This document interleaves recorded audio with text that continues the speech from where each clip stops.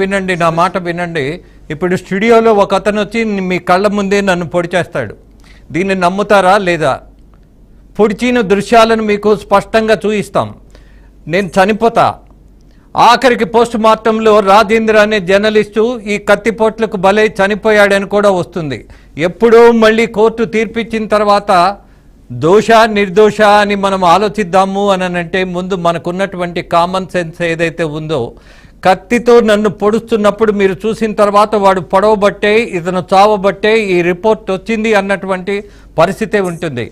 ఈవీఎంను మన కళ్ళ ముందు అలా పగలగొట్టేస్తే ఎంత ఆగ్రహం ఉంటే మాత్రం. మరొక పిచ్చవాదన కూడా చేస్తున్నారు. టీడీపీ వాళ్ళు రిగ్గింగ్ చేయటం వల్ల ఆయనకు ఆవేశం వచ్చిందట. What to say?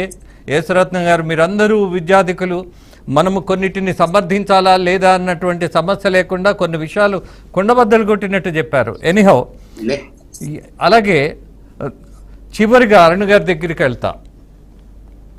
మీ నాయకుడు చెప్పాడు నన్ను ఒక కులానికి ఆపాదించొద్దు అని. గౌతమ బుద్ధుడు గతంలో చెప్పినటువంటి ఒక విషయం కూడా ఉంది. నేను దేవుణ్ణి కాదు, నన్ను దేవుణ్ణి చేయొద్దు అని వేడుకున్నారు.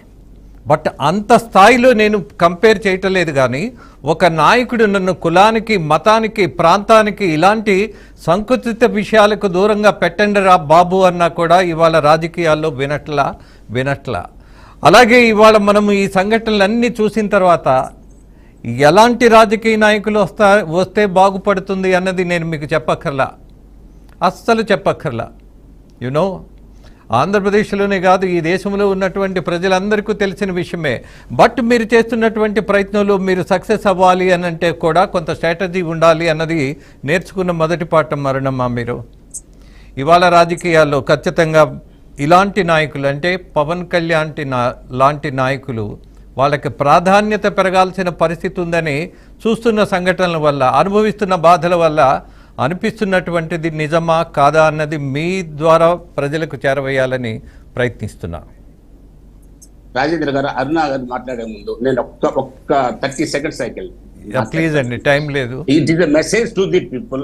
ఎందుకంటే irrespective of parties, message to the people. నేను ఒకటే చెప్తున్నానండి, నేను మళ్ళీ కూడా ఇందాక చెప్పాను, మళ్ళీ చెప్తున్నాను. మన సమాజం ఎంతో రోజు రోజుకు అభివృద్ధి చెందుతుంది. మనము ప్రపంచము, దేశము, రాష్ట్రం అంతా ముందుకు నడిచే టైంలో మనము వెనక్కిపోయే పరిస్థితి వచ్చింది. అలాంటి పరిస్థితి రాకుండా ఉండటానికి మరి రాజకీయ నాయకులైనా, న్యాయవాదులైనా, మీడియా అయినా అందరూ ఎవరి వంతు వాళ్ళు కృషి చేస్తున్నారు, చేయాలి. రెండోది, ఎవరైతే మరి ఇందాక సంఘంలో అణగారిన వర్గాలు ఉంటాయో అందామో, లేకపోతే వెనుకబడిన బడుగు బలగైన వర్గాలు అందాము, ఏదైనా సరే మీరు అన్నది అణగారిన వర్గం అని అందాము. అణగారిన వర్గం ఎవరైనా, ఉన్నత వర్గాలు ఎవరున్నా కానీ అణగారిన వర్గం అని చెప్పేసేసి అనవసరంగా ఒక్క 5 సంవత్సరాలకు ఒక్క రోజు వచ్చే ఎలక్షన్ వల్ల మీరందరూ కూడా ఎక్కడో ఎమోషన్స్ పోయి ఎక్కడో దేనికో బానిసలుగా మారేసేసి మరి ఎవరినో ఇందాక అరుణ గారు చెప్పినట్టు ఎవరినో ఉద్ధరించాలని, ఎవరిలో మెప్పు పొందాలని మీరు వెళ్ళేసి మీ జీవితాలు నాశనం చేసుకోవద్దు. ఇందాక నేను చెప్పినట్టుగా చంపినోడు పిల్లలు రోడ్డును పడతాడు, చచ్చినోడు పిల్లలు రోడ్డును పడతారు. మరి అనుభవించేది మరి నిజంగా కూడా చట్టసభలో జరిగింది అదే కదా యేసరత్నం గారు. అందుకే అరుణ అలా చెప్పింది చాలా వాస్తవం. అది ఎవరికి దెబ్బలు తగిలినాయి, ఒక్క అభ్యర్థికైనా ఎక్కడైనా ఈ దాడులలో కొంత ఇబ్బంది పడ్డారు. కానీ వీళ్ళను మోస్తున్న వాళ్ళే ఇవాళ జైలుకి వెళ్లాల్సిన పరిస్థితి వస్తుంది. అరుణ్ గారు, పూర్తిగా మీరు ఇచ్చినటువంటి సమాచారంతో పాటు నేను అడిగినటువంటి మరొక చిన్న విషయం, దానితోనే ముగిద్దాం.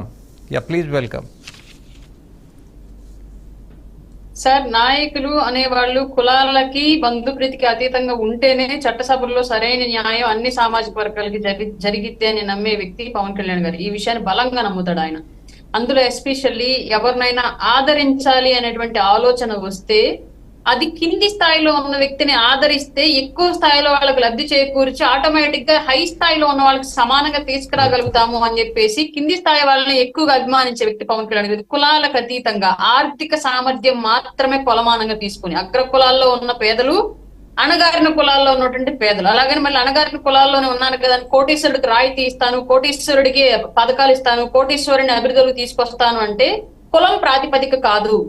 సామాజిక సమానత్వం వస్తేనే, ఆర్థిక సమానత్వం వస్తేనే సామాజిక సమానత్వం వచ్చింది అని నమ్మే వ్యక్తి పవన్ కళ్యాణ్ గారు. కాబట్టి ఆయన కులాలకు అతీతంగా రాజకీయంగా ఎదగాలి నాయకులని బలంగా నమ్మే వ్యక్తి పవన్ కళ్యాణ్ గారు. అందులో భాగంగానే ఆయన తనకు తను ఒక ఓసీగా నాయుడు సామాజిక కాపు సామాజిక వర్గానికి చెందిన వ్యక్తిగా ఆ సామాజిక వర్గం మాత్రమే ఓన్ చేసుకుంటే మిగతా సామాజిక వర్గాలకు న్యాయం చేయలేము, కాబట్టి నన్ను కులానికి ఆపాదించొద్దు. ఒకవేళ మీరు కులానికే ఆపాదించాల్సి వస్తే సమాజంలో అణగారిన కులంగా చివరి స్థాయి నుంచి మొదటి స్థాయిలో పరిగణించబడుతున్నటువంటి రెల్లి కులానికి నన్ను ఆపాదించండి. అప్పుడు వాళ్ళని పైకి తీసుకురావడానికి నాకు కులాభిమానం ఒకరు ఉపయోగపడి వాళ్ళు పైకి వస్తారేమో అని చెప్పేసి ఆయన చెప్పిన వ్యక్తి పవన్ కళ్యాణ్ గారు. కాబట్టి అట్లాంటి నాయకత్వం ఈ రోజు ఆంధ్ర రాష్ట్ర రాజకీయాలకు అవసరం.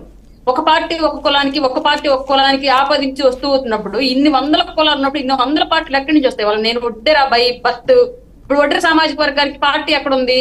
By married, after married SC Madiga. ఇప్పుడు మాదిగ సామాజిక వర్గానికి పార్టీ ఎక్కడుంది? ఒకవేళ ఉన్నా ఆ పార్టీకి ఈ మాదిగలు మాత్రమే, ఈ ఒడ్డెరలు మాత్రమే ఓటేస్తే అధికారానికి ఎప్పుడు వచ్చును? మేమందరం ఎప్పుడు మా కులం పార్టీని తీసుకొచ్చుకొని మేము అధికారంలోకి వచ్చును, మేము అభివృద్ధిలోకి వచ్చును? ఇదంతా జరిగే పనేనా?